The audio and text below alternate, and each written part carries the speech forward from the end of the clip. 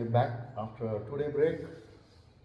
We are on the 3rd of December and day 19 of our tour across the Northeast, particularly touring Manipur, Nagaland, Assam, three of these states. So we spent a good 2 days on the road. I think the last video was in Mokchung in Nagaland. After that, we've been crazy busy, bouncing along the roads, going through amazing, unbelievable, unimaginable ditches on the road, and sometimes the road narrowing to absolute one vehicle only. And I mean, I just wonder how these small cars do it. I mean, we were so comfortable in a four-wheel drive, you know. They But sometimes these- go faster than we're They, going. they go faster because they're ready to bounce, so they're willing to bounce down, down. That's why you see a lot of breakdowns as well, right? Yeah. So anyway, so we had these. So we left Mokokchung and traveled all the way past Mon village and reached our destination Longwa, the village on the India-Burmese border, the Myanmar border. And we had some amazing times along the way, meeting people, taking stops at. I mean, we started off early morning. The earliest morning we've done in our tour, and we started at 4:30 a.m. because we wanted to catch the, the sunrise, and we had a beautiful, peaceful time. Thankfully, the road had got really good by then, isn't it? Do you remember? Well, I just remember really good is merely a suggestion. Of where, Well, I where it mean, was. it's all relative, right? Really good means better. The potholes are smaller than a bathtub. They're mere pots. No, but if you remember, the sunrise part was Yeah. like Gorgeous. super smooth road. Yeah. I mean, it lasted only for a few turns, but then yeah. I mean, but good time. We had a beautiful sunrise, quiet moments there, and we then caught up with some women selling fruit and vegetables, local produce. Another local traveler passing by stopped to talk to us.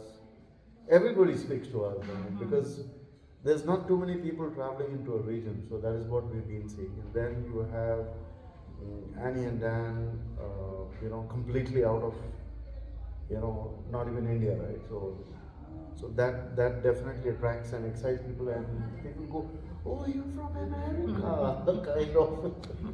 I mean, they can't believe they're actually speaking to an American, some of the regions. So. Yeah. And inevitably, we would stop somewhere and maybe talk to the shopkeeper, one person, and then somebody comes in from the back, and then you look around and there's 4 people standing behind us. We attract a crowd. Yeah. And saying that, so one selfie with you, one picture with you. So Oh yeah, Yeah. everybody wants a picture. Of us So we- with them.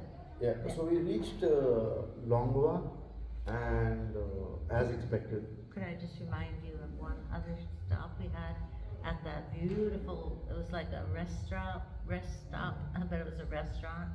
And That's the, right, yeah. some kind of very Oh, important Yeah. people came That in with, place was like an oasis in the desert. but remember the bodyguards and the security detail, and there was a bunch of people with rifles, right? Wow. Weren't there guns? Yeah, they were Rifles. automatic machine guns. Yeah. So what do you feel about? I mean, how shocking or how insecure you feel with people with guns around?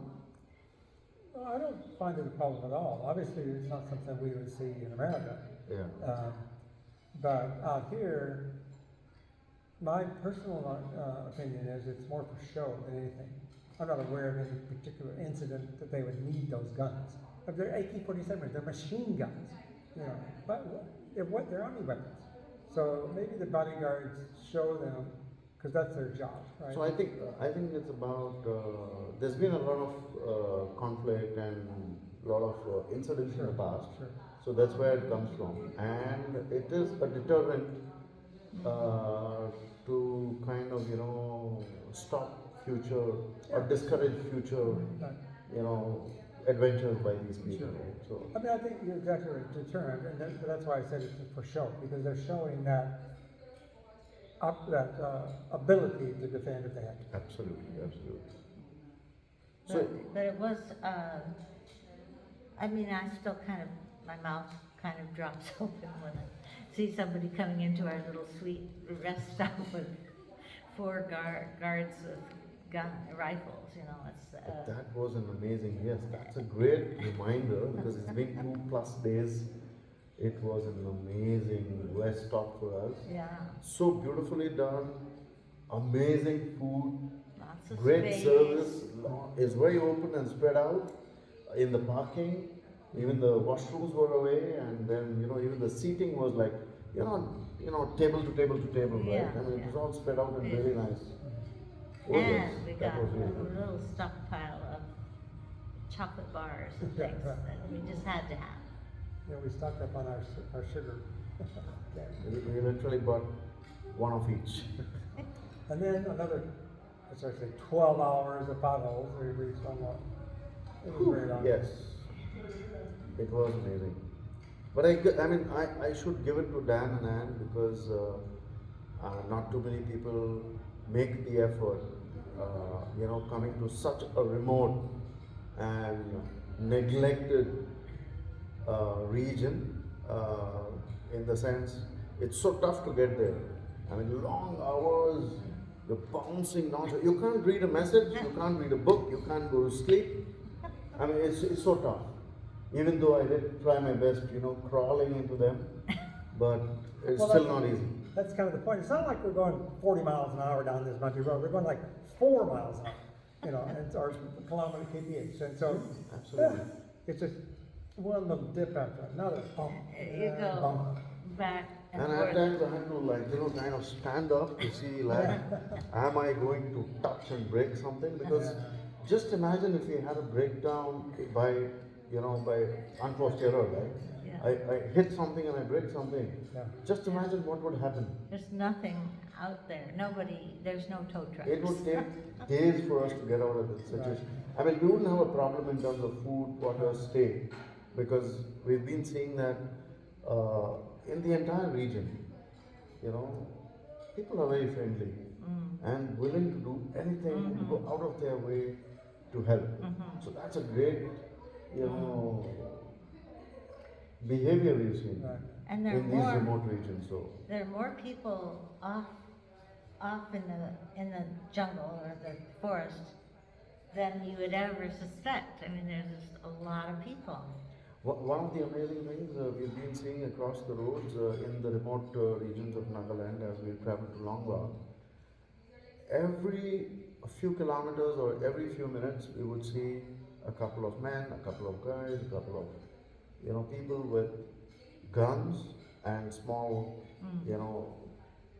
sling bags and just walking about looking for something to move. Well, it's Basically, important. hunt. Yeah, I think it's important. Somebody mentioned to us that virtually every man out here has a hunting rifle. They're not the military weapons at all. They're oldish, single-shot looking weapons, long barrel weapons, because every man hunts. And eventually, We did come across one lady that had a civet. oh yes, Oh, Yeah. that was yeah. another. So we saw this, few women and boys walking, and I had, there was a beautiful tail coming out of one of the baskets. Being here before, I knew that there was an animal that they hunted, and they were okay, and it was open because it's an accepted, hunting is an accepted practice here. Yeah. and Everybody it's- does it. It's really hunter-gatherers. I mean, they Hunter-gatherers, really yeah. are still in that phase. Face off, yeah. Which is really interesting because we often see signs from the Forest Conservatory Commission or something that says no hunting, no cutting trees, no this, no that, no whatnot. Apparently that's not necessarily applied to the locals. No, it definitely doesn't because nobody speaks English, Well, nobody that's reads the- English. that's the funny It's thing. only us. And their Well, that's the signs other are in thing. English, We're in a yeah. region where, even Hindi's not that common. So we've got this, Oh yes. what do you call it? The local language, whatever. A couple Yeah, the level Naga, layers below English. But all these prohibitive signs say no hunting in English, which nobody here can read English. So, So it's for all of us, yes. Yeah. It's for the outsiders. In fact, there was a board Oh. which clearly mentioned that no hunting, fishing, Yeah. tree cutting, and a few other things.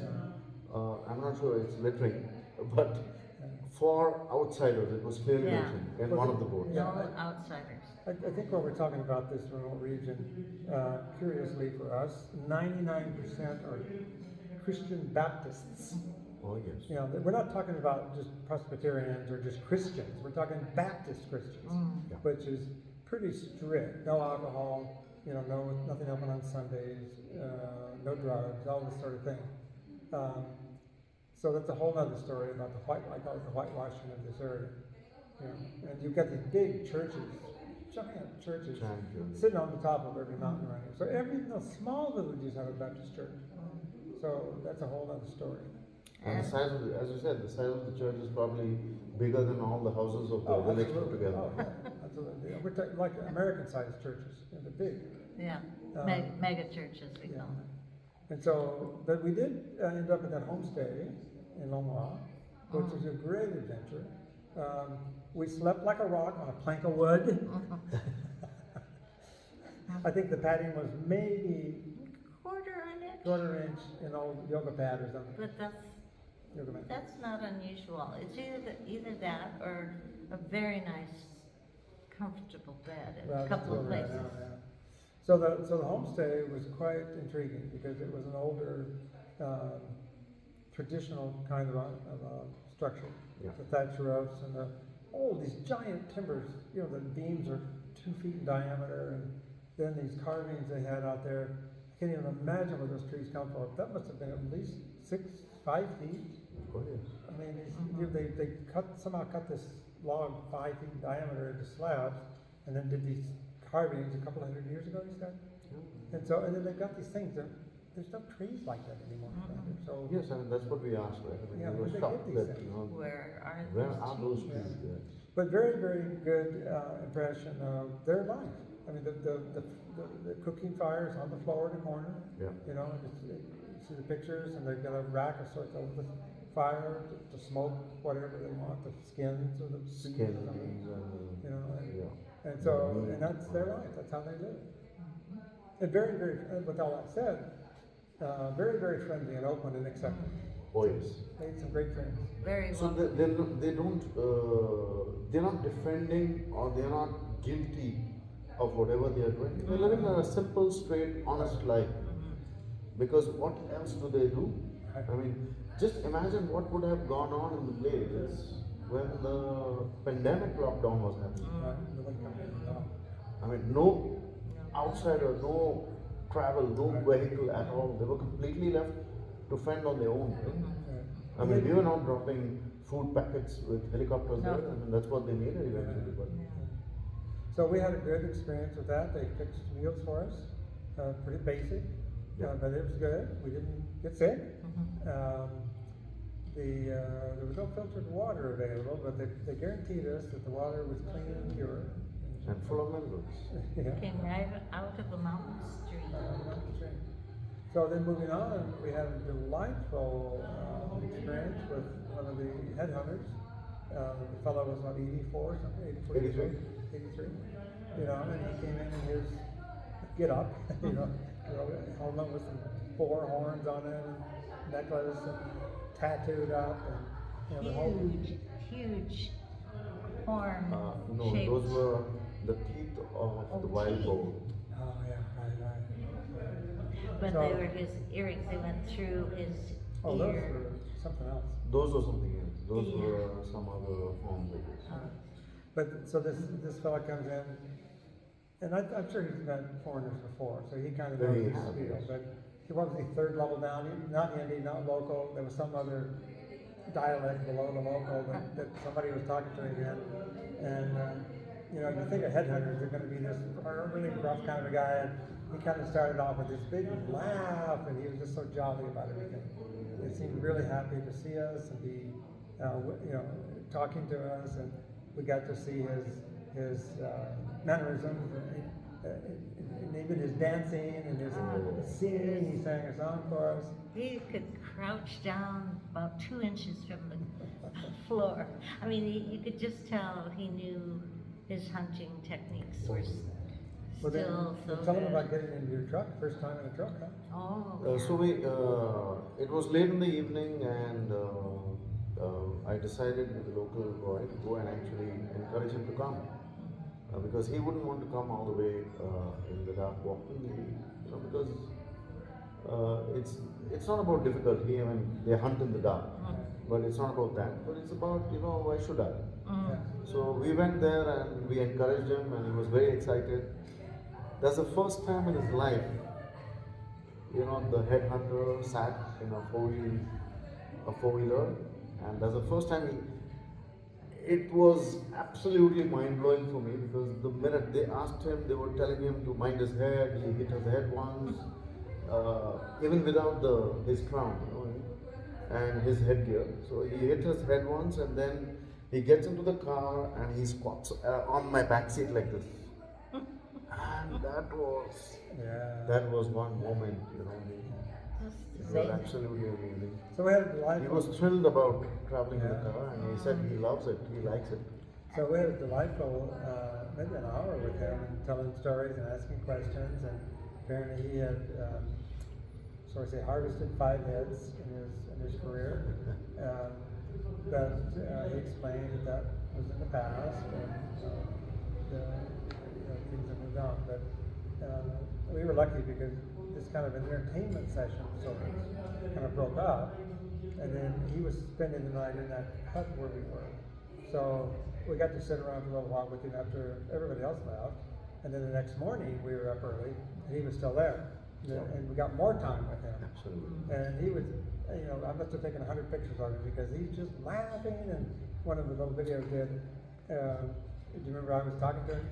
Oh, Because I have no idea what either one of us are saying. But I'm going like, So- oh, we're going to go to the mall tomorrow. I think I'll get pizza. He's something going on. I have no that was a idea. great time. That was so And he funny. captured that on video, and Yeah. we'll share it someday. That was brilliant. So for me, that was a good experience. Just having this. But it was interaction. overwhelming in a sense, because it was a mixed emotions, right? I mean, you're excited, thrilled, and you're awed, but you're also feeling sad that an era is passing, and you're actually talking with living history, Yeah, and you're meeting living history. yeah. And that moment when he actually was heading out into the light on the door That's a great was photograph. like, We should and I really felt it. share that.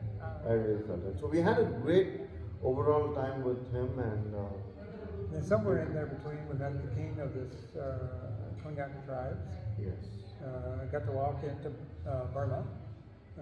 Yes. 20 feet into Burma on a watchtower oh yes, where they used to be on the lookout for these Burmese tribal enemies. They're all now under the same king, whose house, did you mention the house was Yes. divided?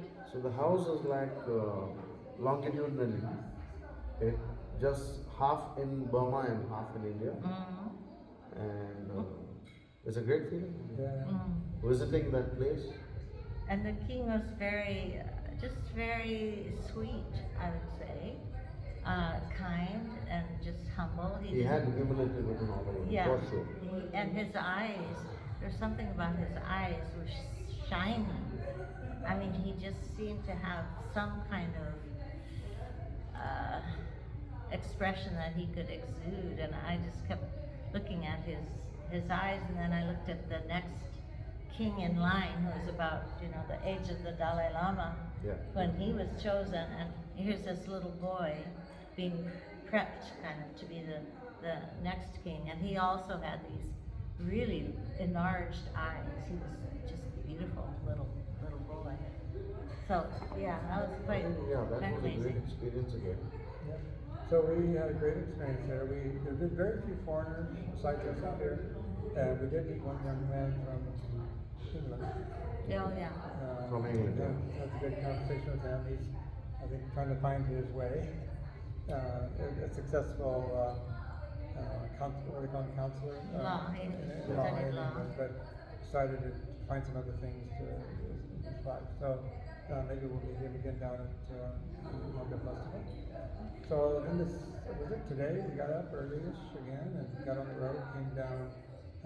Where are we now? Yesterday. So we actually Okay. then completed Longwa. Yeah.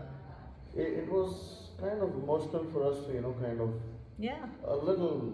I mean, we really we bonded so well with the people there we did. and the region. Yes. So beautiful it was. the Yeah, I entire mean, thing. they all were kind of, except the headhunter. He didn't show much affection or anything, but the others did. I mean, they were very, like the woman of the house. She's of royal blood. She has tattoos on her below her knees to prove. She and I just hit it off, laughing and dancing, and just goofing around, which was really amazing. I found that really hard to believe. So there's a lot of beautiful woodcraft, a lot of beautiful necklaces, Jewelry. and a lot of the local their Carving. tribal jewelry that gets made, and you have a lot of these women and children selling these items in different places around the village. Mhm. We also got to visit the gunsmith's Yeah. Oh, house, yeah, yeah. and that was a very nice experience as well.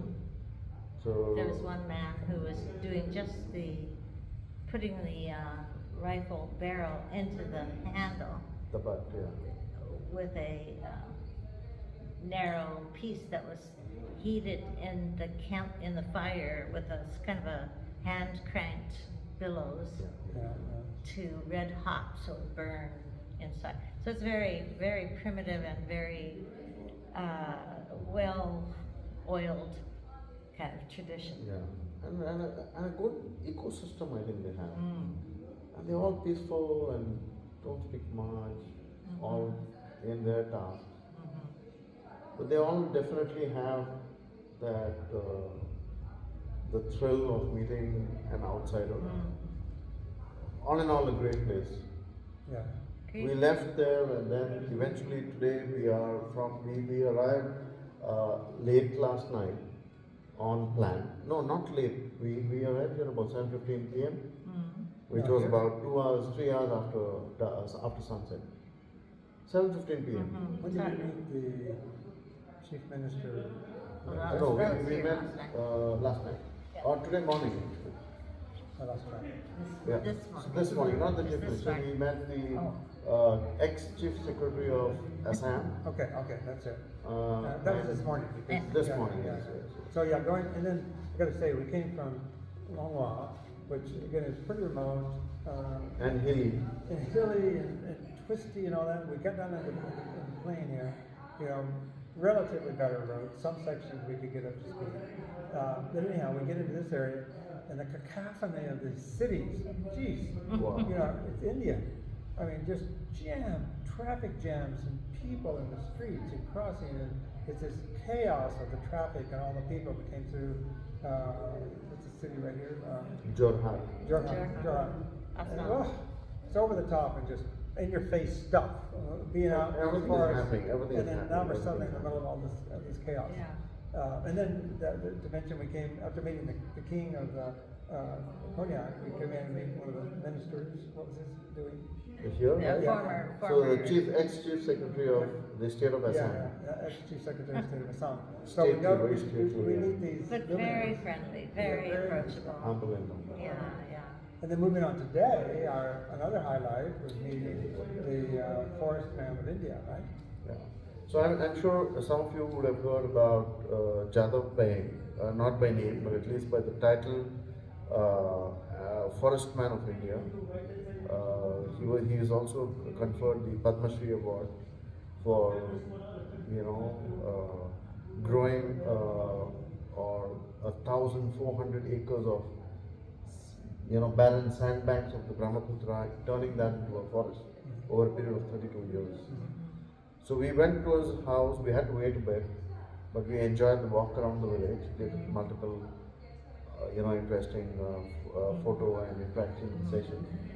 I got to meet the man. And what do you think of him? Well, I think again it's almost meeting I guess you could call it living history, somewhat different than the hood hunter, of course. But so this guy's been there over 30 years and created a whole movement, right? Because he dedicated his life to planting trees. And one of the things I took away from that, he says, okay, anybody can go plant a tree, but it doesn't stop there. You have to take care of that tree, raise it like your children, water it and make sure it's nurtured and has food and all that. And when you get the trees into place, then everything else comes back in, the snakes and the bugs and the tigers, everything. And the oxygen level of the, Oxygen, yeah. and many things. So he had great concepts. I mean, that's why he's going places. But what was really surprising, even to them, though I had set expectations, was that he was dressed like, I mean, you wouldn't tell that he's anybody out there, I mean, he's just got a traditional Assamese, lungi, right? And he's in a sleeveless, banyan, I mean, what we call it. We call that a wife beater t-shirt. So Or T-bunker. he's wearing that with a kind of a sewn up bag. He looked like a poor fisherman Yeah. wandering the beach, of When I saw Monsieur walking towards us with this, what I thought was just this local, fisherman or something. And they walked all the way over, and I think you even introduced us, and I didn't recognize the name. And then all of a sudden I said, "Is this the forest man?" Because he just is so humble. He doesn't want any big attention. He just wants people to pick up the message. So he spent about at least around 10 years of attention right now with a lot of people around the world, including the Nas Daily and various other very popular YouTubers and vloggers around the world coming after him to do a vlog on him. So he's now interested in getting the limelight only for the reason again is to pass on the message, make a change, make an impact. So we had a fantastic time with him. I mean, we are lucky that he was around and he's not traveling anywhere. And he showed us a book that a young woman had illustrated by someone else, but she wrote the history. It's called The Boy Who Planted Trees. Is that right? The boy who grew a forest. Oh, Yeah. The Boy Who Grew a Forest. I recommend it. Look for it Oh, it's amazing. on Amazon or where you buy books, because it's such an important thing for children to learn. So I think, guys, that Dan Ann, I mean, we've been 19 days on the road. We've kind of, so to speak, finished one phase of the tour, because tomorrow is another day where we actually have Zachary joining us, and the mix is going to change completely. What we're going to be doing is going to be completely different, but not as rough, not as extreme, not as offbeat, not as muddy, dusty, bouncy, or spending that many hours in the vehicle. So it's one phase of the tour is done, and we still have another approximately 15 days to go. Right? And only So- one flat tire so far. Oh yeah. Thanks to that bit of your rain. Little bit of brown. So we found the puncture, what punctured my tire was small brass colored metal, which really matched with the ring that Annie bought from that lady Yeah. back in Longwell. But that's a an host. interesting sideline, because a couple of times people would come up, like the lady gave you this, for you, my present for Yeah, you. yeah. And then, It's like she was giving it to me as a 200. gift. and then she'd say, 200 rupees. 200 rupees. But she was so cute in that sense. And that's Yeah. only $2. Yeah, more or That's less. all, yeah. And So what I was asking is that, I mean, first of all, I think I want to emphasize, bring to attention once again that Dan and Anne are not as young as a lot of us listening about me, right? Yes, guys, I am young at 52, so So Dan is 77, Annie is 74. Hats off to them for doing this adventure with me, trusting me on it, because whether it's the vehicle, whether it's the food, it's the water, it's the hardship, it's sleeping on a quarter-inch mattress from the 20 odd that you're used to normally. I mean, it's and walking up mountains, walking down mountains, staircases with big, lift. Each staircase is like each piece of stone. It's not even a Yeah, staircase. not So you've conform. done all that, and you've traveled so much, Yeah. and it's dusty, muddy, but you still want to get out and take that picture. You still don't want to miss. You still want to, not. You still want to stop the car, get out. You still don't mind. You would love, and you've been talking so amazingly with people who come and approach you, and they are. I mean, there've been so many people. With all this, I mean, hats off to you for the kind of energy, the kind of interest you have, I think, and the kind of curiosity you have, because I'm sure, and I know it too, because this is what drives, people like us, right? And then age is only a number, and you're living proof to that. I hope I can get there too, but you're living proof of that. So I want to know that I mean, guys, even in the morning, I mean, all of us are equally exhausted because it's not easy sitting in a car the whole day, walking up, down, meeting, talking, clicking, talking to some people. I mean, you want sometimes to take a pause, but you can't. And you can't. To be nice, you have to continue listening, smiling, because they have their only few moments with you, right? So, in spite of all that, and doing all that, and we end up the day, every day we plan to take an early break, but we can't. I mean, we can't stop ourselves from spending more time, taking more time on pictures, having a conversation with someone or the other, or even between us, right? Or just on And the then you go to street. sleep, and then early morning, you're back up at 5 o'clock, 5:30. You want to, I mean, I've given you a time of 7 or 7:30 to meet up, and you're already in the village walking. I mean, where do you get the energy? And I mean, it's amazing. So, where do you get the energy, and where do you get all this? That thing to do it. One. Second is 19 days of our first day or first, part of the tour. I mean, would you recommend it to people to go that yeah. length, to go through that hardship, that kind of a crazy adventure that we've just gone through? Well, I mean, I would love to listen to this. I mean, I know it. I know a lot of it, but I want you to tell it here on this video for people watching, because I would first like to say hats off to you, because the driving, I mean, no one knows how to maneuver around Indian streets and roads and ruts and any possible road conditions. So I would say, as far as feeling secure and safe, it's important. it's so valuable the way you are leading this tour. You didn't pay me to say that either. But It's a pleasure doing what I'm doing. I've just always loved traveling. I think I had my parents and their sisters and brothers all traveled, so I think I came from a curious family, bright people who wanted to learn about other parts of the world and learn from people, learn from how do they take care of their water shortage, I remember that living in Wales for a month. They used their soap out of a can, just a food can, in the sink. That's where they dipped their brush or something for washing dishes. And I was so impressed by that. Even that was 1967. So it's been a long. -2, my age then. But a wonderful, just such an experience. I mean, I can't even imagine a better way to see this part of India, or any part. Yeah.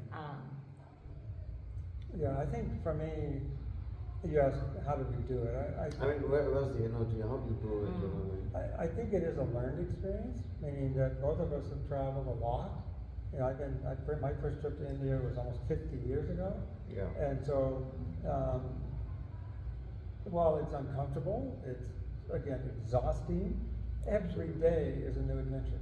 Yeah. And so, if you're up to this unknown, really, then dive in. Yeah. But expect things that you have no idea you're going to experience. You know, we can talk about the toilets, or the food, or the bumpy rides, Or the food, bee larva. for yeah, example. the unique, I'll call it ethnic food, you know, the local foods. Yeah. But in the end, it's offset more than you can tell by the experiences you have. Like meeting this living history headhunter, I mean, really, think about that. This guy is from a different planet. You know, his whole life is nothing like we've had. He's never been out of Longwa, Right, and so, right? you know, you say, Absolutely you not. said things, Absolutely oh, no, I've never had a bath. You know, Yeah, he's never 84 had a years bath. old. But I'm sure some of the concepts that we have, he has no experience with, right? And Yeah. so that's what you're gonna get. But to get that, you have to earn it in the sense of the experience, or be willing to be very uncomfortable for days on end. And to be accepting of, And accept, and not judging yeah, anything Right. about anyone or how they do Right. anything, because it's all been culturally defined. Absolutely, because if you look at, I mean, all of us, we love conservation. Mhm. We don't support we don't support hunting and killing and, you know, Mhm. unwantedly of wildlife. Mhm. But then when you go there, even if it's served on your plate, I mean, we accept it. Mhm. yeah. Because it's a way of life there, Uh-huh. and it's accepted, right? And It's- they don't have too many options. Survival, really. It's survival, It's exactly. over time, over. Well, that's a good point, because I think it's hard to describe, but we have our lives, we have our stories, we have our experiences, but so do they. And they, in the sense of local people that are, you know, are in places that we don't have experience with. Mhm. So be very careful not to come in and say, oh, where's my peanut butter, or that pillow's not soft enough. Hello? I made a joke earlier about sleeping like a rock on a plank of board. You know, that we joke about it because we don't have to do that.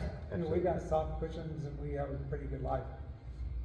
So we can't judge them. We can make jokes of it maybe, or say, oh, that was a tough day, but look at what experience we got. You said it earlier, we have these hours of, even today it was bumpy out there to meet the forest guy. But that's a once in a lifetime meeting. I mean, that's every day you do something like that. Mhm. I think both with respect to people, the forest man of India, the headhunter, the king, then the places like Longwa, places like Longpi in Manipur, the other one. Mhm. Mhm. I mean, all these are, I mean, probably the last living experiences Yeah. of an era that's, Mhm. you know, primitive, an era that's gone by, Mhm. or it's just, you know, vanishing. Because as big roads reach these places, as development reach this place, I mean, you know, I mean, you're going to see more and more people in blue jeans. Mhm. You're going to see more and more pizza and, you know, all these kind of stores pop up. We can't say no to them, but it's you know, I mean, what I'm just saying is that we've done this experience in some parts of Manipur and some parts of Nagaland, which may never, I mean, into the very near future, I mean, they'll be vanished and gone forever, Right. both the people and the places. And then. So that is something, you know, I mean, that's something that we've done. Yeah, the people, even if they're living 300 years in the past, you could say, is with the headhunter anyway, they're still just people who are exactly like we are, except just for differences in conditioned ways of living. I mean, that moment when Dan was speaking English in sort of a, you know, conversational way, and the headhunter man was speaking in his language, which is just unknown to almost anybody. And they were having this kind of pretend intense conversation. Wow. And it was just That hysterical. was- It was so funny because he was just as much into the joke of it as we were.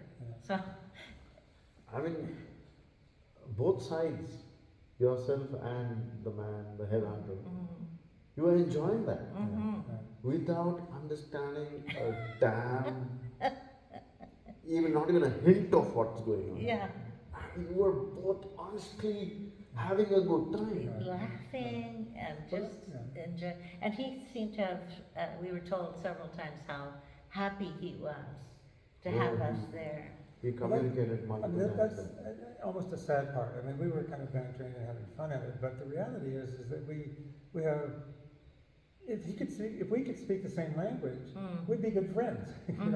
You know, I mean, just like you could carry on and talk, how did you do this, or what do you think about that? You know, we banter, we speak fast, and how was the food today, or what restaurant did you go to?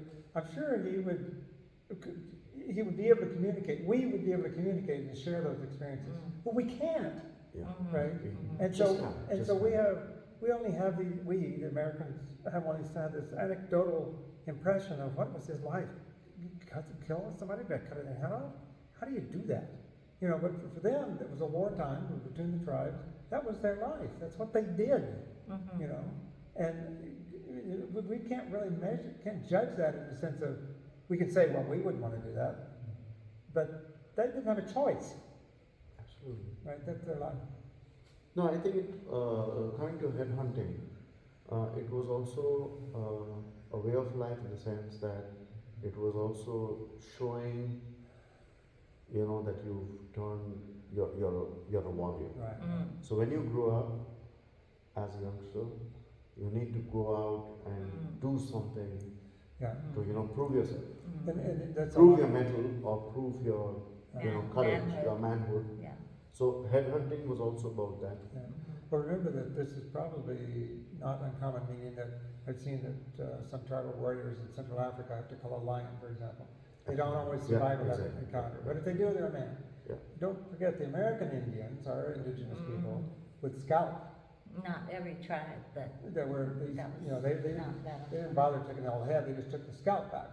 And that's an unfortunate, but in our measurement, but that's what they did. Because that's what they did. You know, that proved their manhood and their power over the other tribes or whatever they were doing. And in the Amazon jungle. I mean, that's what's so amazing is we're seeing this primitive level of communication or community, how they work out being alive. It's so similar in the Amazon Yeah. or in here in Northeast India or South America. I mean, it's just it's very interesting. And the American Indians also. So all in all, a great, Right. I'm sure you'll agree, and we've had fun. I've learned a lot as well. I've loved Annie and Dan to be traveling with me. There are so many instances from their life. They shared their experiences on travel, in their past lives, careers. It was fascinating for me. I loved that as well. And yes, I mean, we had a fantastic Yeah. first part of the tour, I guess. Right. And tonight we have a pretty comfy bed to Oh, sleep yeah. in, so we're gonna get some Slide. rest. Oh, Be we're, up to, we're gonna get up at 4.